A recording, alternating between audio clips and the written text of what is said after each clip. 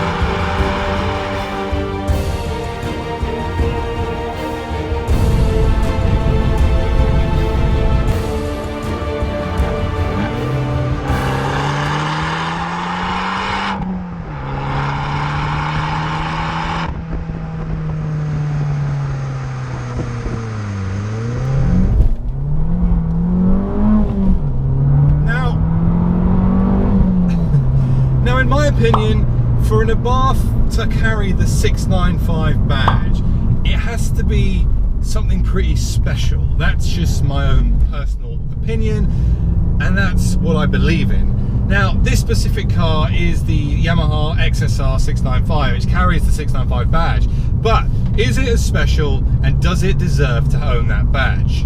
Well, the one thing that Abarth have got right with this car already is that they have obviously kept it limited. It's a limited run. They are producing 695 coupe versions, or hatchback versions even, and another 695 convertible version, which is good. And there wasn't that many of them that made it to the UK. So in the UK, they're quite rare cars, which is always good to have. So what are the main differences between the XSR and some of the other ranges? Well, for starters, the XSR comes with a whole load of carbon fibre. You get a carbon fibre dash, you get a carbon fibre steering wheel, semi carbon fibre, so you've got Alcantara on the top here. You also get an akrapovic exhaust, which sounds pretty menacing, and as you guys all know from my Piposto video, it sounds mad. So let's have a listen.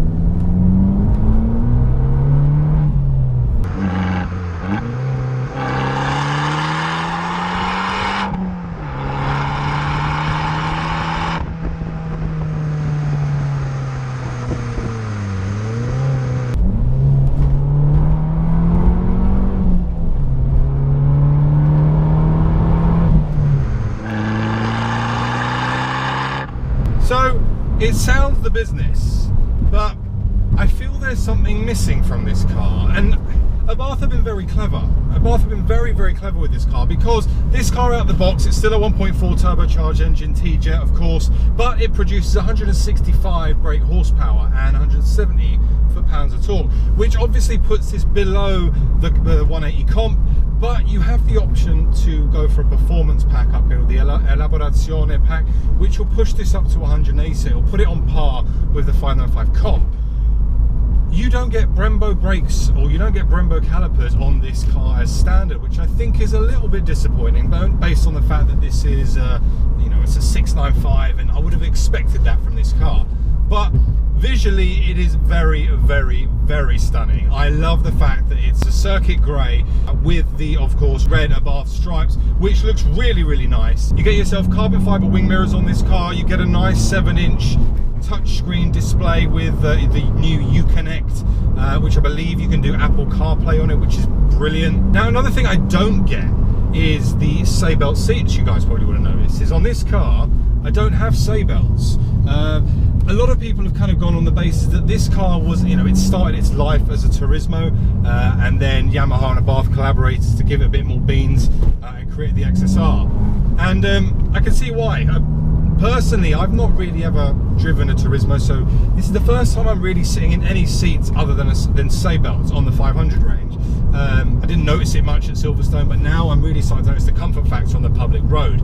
That leads me to the other point, that this car doesn't have the rear Coney dampers. So there's a lot of things that feel like they've been missed out.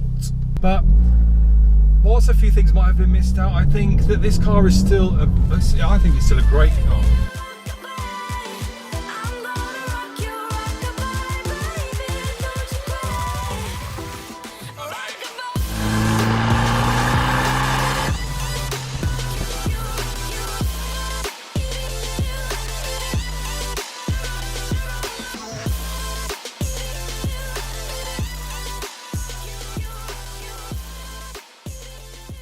Of course, it comes with the Garrett Turbo, and with the Garrett Turbo, we all know what that means. Is with the Garrett Turbo, you can tune it, and that if I own this car, I think that's definitely something I'll do. I go for a brake upgrade straight away, and I would go straight to Tune for Performance, Tony, the main man, and get him to do his magic on this. Now, the acceleration on this car, granted it's less power, it's still 165, and you've got to take that into consideration with the weight. These things weigh nothing.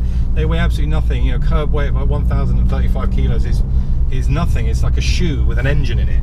So it's always going to be fast. And 165 horsepower, straight into second, on the boost, 2,500, full 1.2 bar, and it goes. It really does go. And the brakes, yeah, it stops, let's put it that way. But I think the brake upgrade would be a definite plus for anyone buying this car. Now, the other side to this is, what about the handling? So the handling is an interesting point, because people would say, and a lot of the Abarth owners have kind of branded this car as a kind of a mix and match between a load of others, and I tend to disagree with that. I think there's reasoning behind the making of this car. I think it's built well. The handling is fine, even though it doesn't have those Coney rear dampers. It still hugs the road very well, as you would expect from any of the Abarth 500 range. You know, Abarth don't make cars that don't handle well. You know, let's be honest. All of the Abarth range handles like a dream.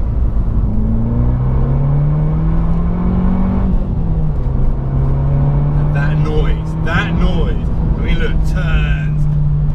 Oh, I love it. Love it. It's unfazed, you know, and we're on some damp surfaces, but the handling, yeah, handling's fine. I've got no issues with the handling on this car at all. But you also get on this car, you get telemetry, which is great for those of you who are going to track these cars. If you're going to track these cars, absolutely brilliant.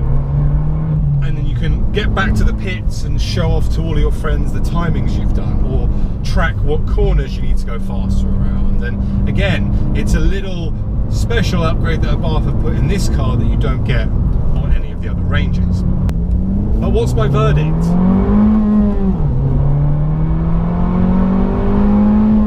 It's fast. It definitely is fast.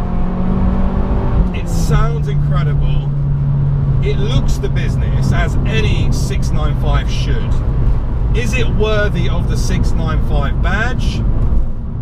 I'm gonna go a bit controversial here and say I think it is, once you've done the brake upgrade and you've maybe played around with the performance just a touch. I think once you do those two little things, this car is worthy of the 695 badge.